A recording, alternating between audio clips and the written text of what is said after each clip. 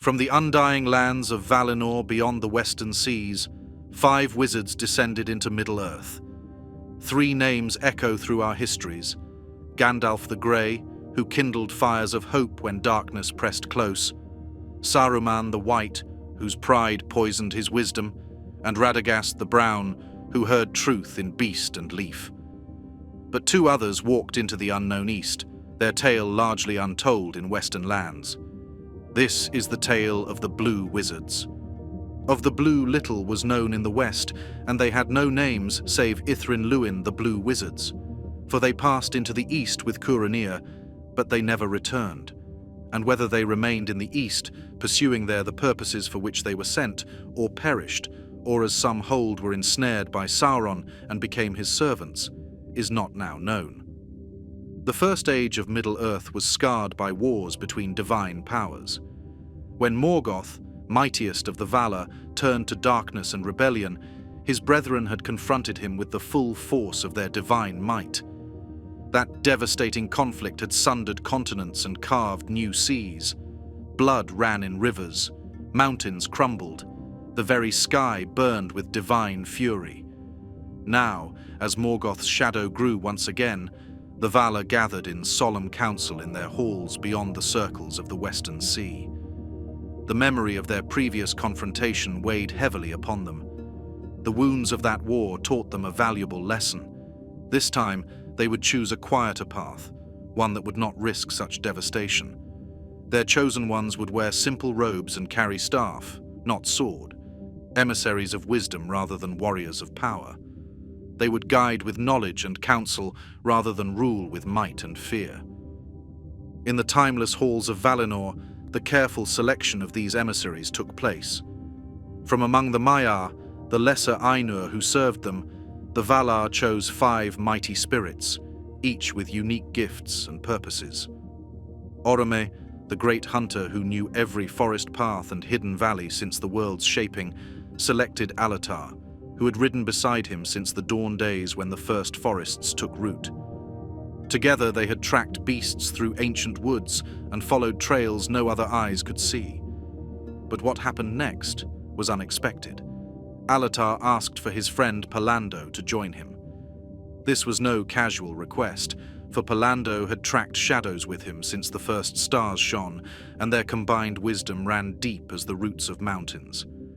In countless hunts and battles, they had proven their strength was greatest when combined.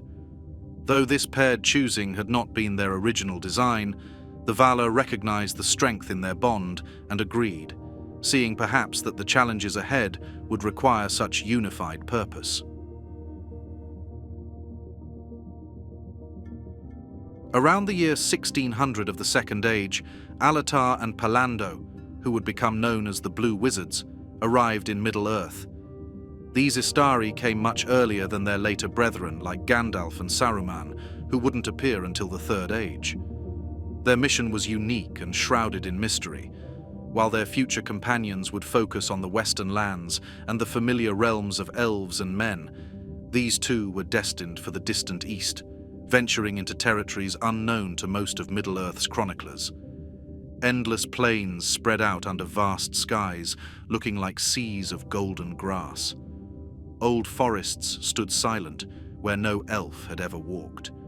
Huge mountains rose up, where no one had ever spoken the languages of the West.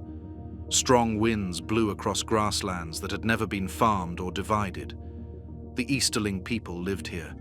They were skilled horse riders and strong warriors. Their old stories and customs went back to the beginning of human life. They lived in round tents and moving cities, telling stories about how the stars were made and singing songs from before the moon existed. But these lands bore an ancient darkness. It is said in the East that Morgoth once came among their ancestors, and his shadow lingers still in their tales and dreams, though none in the West can confirm such a claim. The Blue Wizards began their work. Their mission in the East unfolded across centuries. They earned names that spoke of their purpose: Morinetar, whose name meant Darkness Slayer, and Romistamo, the East Helper. Their work encompassed 3 interwoven goals: to unravel Sauron's growing influence in these distant lands, to strengthen and support those tribes who had maintained their resistance to Melkor's ancient corruption, and to sow subtle seeds of discord among those who would ally with the Dark Lord. They walked among the tribes as wandering wise men, healing and teaching forgotten lore, gathering those who would resist the darkness in secret groves and hidden valleys. It is said that through their subtle workings, the Blue Wizards sowed division among Sauron's allies in the east. When Sauron's call for armies rang across the eastern plains, age-old tribal feuds would mysteriously reignite at crucial moments. Arrows would fly between former allies. Blood feuds centuries old would suddenly demand immediate resolution. When he demanded tribute and supplies, caravans would vanish into the vastness of the steppes, vital supply lines breaking at critical junctures. Scouts would lose their way in familiar territories. Provisions would spoil inexplicably. Through their subtle influence, 1,000 small defeats gradually coalesced into one great victory. The massive forces of the East, which by all rights should have overwhelmed the West through sheer numbers, remained fractured and weakened. Their potential might forever unrealized. In the final years of the Third Age, as the War of the Ring approached its climax, the full fruit of their centuries-long labor became apparent. The East has turned into a landscape where no ruler dared leave their borders undefended. For each warrior, Sauron managed to call to his banner in the West. Another remained behind, eyes fixed warily on neighboring tribes whose loyalties had been carefully cultivated to remain uncertain. Armies gathered only to dissolve as ancient rivalries flared anew. Alliances formed and shattered like ice in spring. As the climactic events unfolded in the West, while Gandalf marshaled the forces of the Free Peoples and Frodo bore his burden toward Mount Doom, the Blue Wizards continued their shadow war in the East. When Sauron made his final desperate grab for power, crucial forces remained tied down in eastern feuds. Their absence felt keenly in the battles before Minas Tirith. Warriors who might have turned the tide at Pelennor Fields instead watched their borders with suspicious eyes, trusting neither neighbor nor ally. In the early Fourth Age and beyond, after Sauron's final defeat, their influence persisted in unexpected ways.